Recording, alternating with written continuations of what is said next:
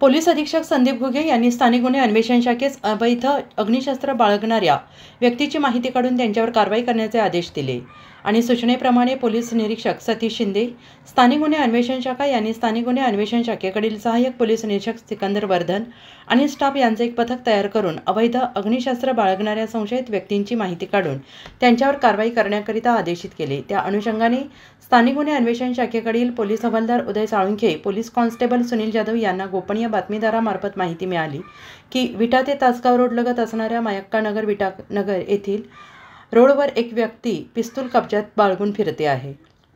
मिळालेल्या बातमीप्रमाणे वरील पथक ते विटा ते तासगाव जाणाऱ्या रोड लगत असलेल्या मयक्का नगर विटा येथे सापळा रचून थांबले असता एक व्यक्ती सदर ठिकाणी थांबलेला दिसला। तसा त्याचा संशय आल्याने त्यास पळून जाण्याची संधी न देता त्यास ताब्यात घेऊन त्याचे नावगाव विचारले असता त्याने त्याचे नाव अभिषेक अविनाश कशीकर, वय वर्ष 19, राहणार शितोळे गल्ली विटा, तालुका खानापूर असे सांगितले।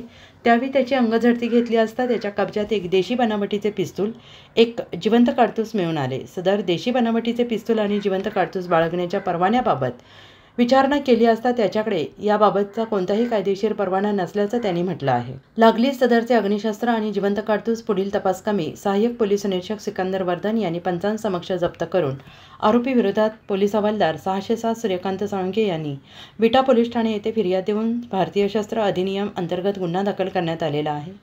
सदर आरोपी यांनी जप्त मुद्देमाल पुढील तपासकामी विटा पोलीस ठाण्याकडे वर्ग करण्यात आलेला असून तपास विटा पोलीस ठाणे करत आहेत।